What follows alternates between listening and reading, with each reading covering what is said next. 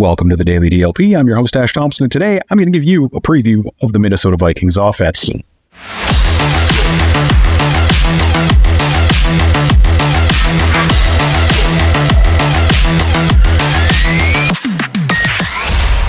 It's weird to be doing one of these at this point in the season, for a division opponent specifically, but here we are. The NFL decided to put both of the Lions and Vikings games in a 3-week period to close out the season for some reason. So let's start with looking at the coach responsible for this mess. Kevin O'Connell is a San Diego State grad who was a running quarterback in college. He was the school record holder for rushing yards when he graduated from a quarterback, and he even actually led their team in rushing yards in 2007. He ran a 4.61 40 at the combine, and this is the first time I can recall that I've had a 40 time on a coach. But now I'm curious. I'm probably going to see if I can find those next year. With 8 and 7/8 inch hands, 34-inch length arms, and solid athletic numbers across the board, he probably should have switched positions at some point, and he might have had a little bit better career. Not that he did that badly. Most of these guys never even get drafted. He went to the Patriots at the end of the third round in the 2008 draft. His career stats are 4 for 6 for 23 yards. So let's not get too excited about his NFL career. He was waived by the Pats in the 2009 preseason and picked up by the Detroit Lions, who traded him to the Jets for a 7th-round pick. And they named him a team captain for their September 20th game against the Patriots, who had drafted him. And he held on with the Jets for the rest of that season. And some weird accounting. He was released in 2010 before immediately being signed to a 2-year contract because it was discovered that he had torn his labrum during his time with the Jets, and you can't cut an injured player. So to avoid a lawsuit, they signed him to a 2-year contract with a nice big signing bonus. Just an interesting tidbit about their head coach. And in 2012, the Chargers suffered a couple preseason injuries, and O'Connell briefly joined them as a camp arm, and that was the end of his playing career. And he didn't take a standard route to coaching in the NFL. Like, there's no triumphant return to his alma mater for an interim gig, like you've heard me say probably 10 times this year. He gained notoriety as the quarterback coach who helped Johnny Manziel fake like he had decent enough mechanics to be an NFL quarterback in the lead up to the 2015 draft. He faked it so well, in fact, that after drafting Manziel, the Browns made O'Connell their quarterbacks coach. A year later, he was with the San Francisco 49ers for a season. And then he ended up with Jay Gruden, who, shocking to everybody, until John did some stuff, ended up being the less terrible Gruden brother. Weird scale. He hired O'Connell as the quarterback's coach for Kirk Cousins in his last year, before Cousins moved on to a significantly less toxic organization. Ron Rivera decided not to hold on to him. That's when O'Connell joined the Rams, which at a certain point seemed to yearly result in their offensive coordinator or quarterback's coach being poached for a head coaching position. So Kevin O'Connell became the head coach of the Minnesota Vikings. He is the Vikings' 10th head coach in their entire existence. And for scale, if you count interims and emergency head coaches, the Lions have had 10 since 2001. It's a little bit more stable organization in Minnesota overall. The Vikings offensive scheme is pretty much just a copy-pasted Rams offense, with the Vikings players' talents having been taken into account. They run the ball basically with 2 plays. They run outside zone and they run duo, and that is pretty much what they run. One of those is a zone off tackle and the other one is a zone up the middle. That's their rushing offense. It's not super complicated. They rely on repetition to be their advantage. They know their play better than you know their play. They have elite playmakers in the passing game in the form of Justin Jefferson and Jordan Addison and TJ Hawkinson. And if there is a better 3-deep group, I can't name Healthy Miami. Never mind. The Vikings could be in that tier as Addison completes his rookie season. And that's why for a few weeks that Josh Dobbs hero ball stuff worked, is because it is the opposite of what teams could prepare for with the Minnesota Vikings. They had no reason to expect any of that stuff.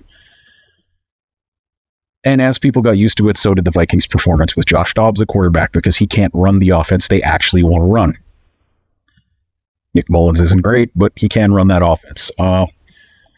Their primary running back is Alexander Mattison, who is nothing special, but fills the role of guy who gets the ball. And this is where the first key to handling the Vikings offense comes. Mattison has been prone to fumbles in key moments. It's not that he's fumbled a lot this year. He only has 3 registered fumbles. But it's when he's pushing for extra yards in key situations, he gets sloppy. He's under 4 yards per carry and is still their lead back, so the running game isn't really something you need to be concerned with in Minnesota. But it's really important not to get caught up in how well stopping the run is going, because then you become prone to play action. Like, a lot of people think you need to run the ball well for play action to work, and that is just statistically not true. And I have a theory why. And this is based on absolutely zero data that I've crunched. This is just, what is a thing that makes sense about that? It's effective, play action that is, when you are really good at running the ball, or when you're really bad at running the ball. Like, the first one causes fear in defenses. Players start trying harder to stop the run, because if you can't stop the run, you are dead in the NFL. In the second case, where you're not good at running the ball, defensive players are kind of like sharks smelling the blood in the water. Everyone wants the day that Ifeatu Melifonwu just had, where they are the man and they are piling up tackles for loss and sacks. Everything is going great, and their mom gets to see them on Sports Center. When a defense is stuffing the run, players get caught up in that success, and this is why Matthew Stafford had such good results in play action, despite the fact that there was no rushing game. One, he put effort into it, sometimes, but for the most part, he just popped the hand out, popped it back in, and because people knew they could get a tackle for loss on Theo Riddick, they went after Theo Riddick. The Lions can't fall prey to this, particularly the linebackers and safeties, because they've done it at times this year. This is like the Lions' occasional difficulty with play action is actually part of how I formed this theory, is just watching, like, what is happening here? They're stopping the run. Why is play action working so well against them? It's because they want to be the one making that play. They're so excited to get in there and do that. Like, Jack Campbell should feast on Mattison. Iffy should be able to effectively key on him as well. And Kevin O'Connell uses that to sneak receivers into the suddenly more open areas of zone defenses. That's how the Lions defense potentially loses this game.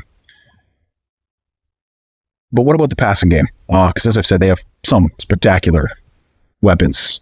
The Lions need to do what they did against the Broncos. It's pretty simple. When the Lions defense gets pressure, they're fine. Everything is great when they win up front.